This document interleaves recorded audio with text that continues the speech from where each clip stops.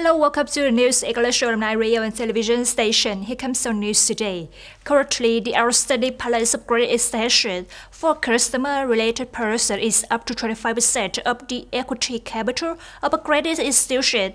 The draft revised law on credit institutions proposes to reduce it to 15%.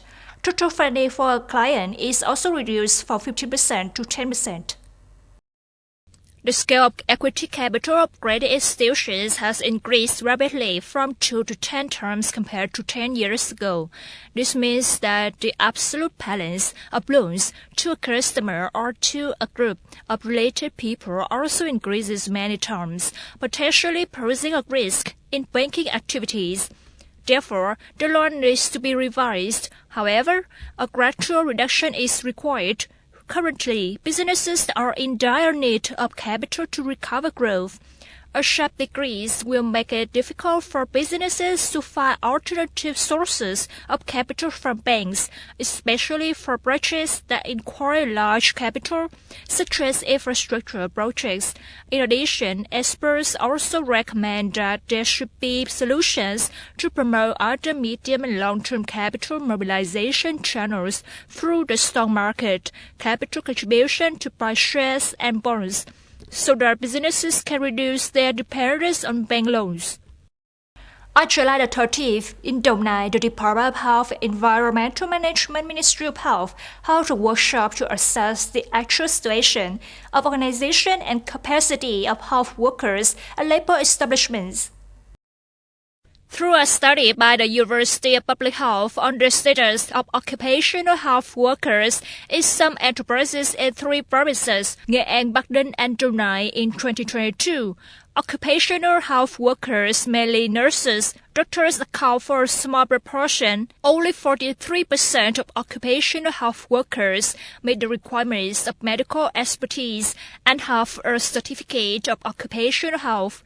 Occupational health workers with doctoral degrees are mainly concentrated in enterprises with 500 or more employees. The Department of Health and Environmental Management recommends that the Departments of Health of provinces provide information on training to issue occupational health certificates for enterprises, especially small and medium enterprises.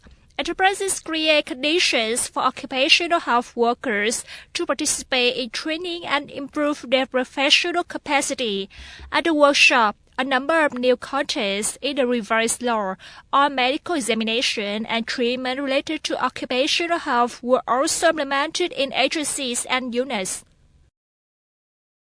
Tân Phú is the leading locality of Đồng Nai province in terms of forest area and forest coverage ratio. Specifically, by the end of 2022, Tân Phú district has over 44,700 hectares of forest, of which over 37,900 hectares of natural forest, over 6,700 hectares of planted forest. Forest coverage rate reached 57.66%, implementing the project planting 1 billion trees in 2021-2022, the Phú district has organized to plant over 51,600 new forestry trees of all kinds. It is expected that in 2023, the locality will plant about 52,400 new forestry trees of all kinds, in which 70,000 trees are concentrated and over 35,500 trees are gradually planted. Currently, the whole province of Đồng Nai has a forest area of over 180,000 hectares,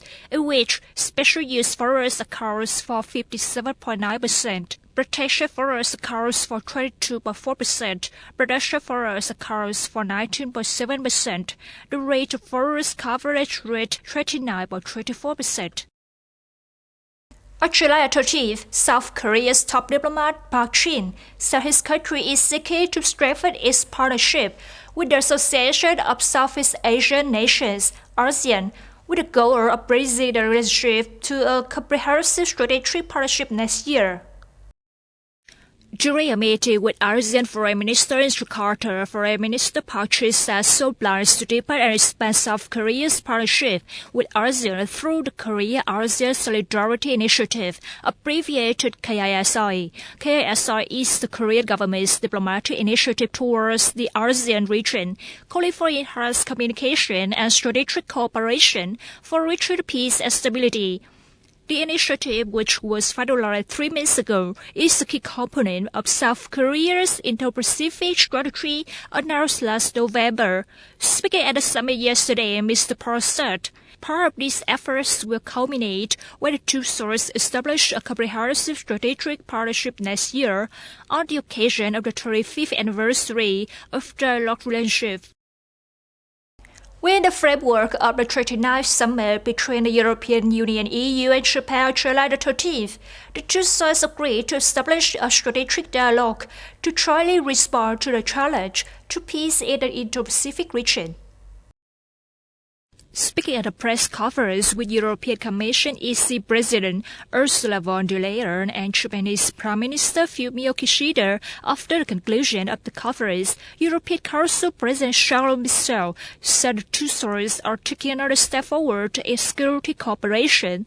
The EU-Japan strategic dialogue will also cover security and defense, and the mechanism will promote cooperation in areas such as maritime security or hybrid and cyber threats. EC President Ursula von der Leyen called Indo-Pacific security and European security indivisible, and affirmed that the EU will increase its involvement in this region.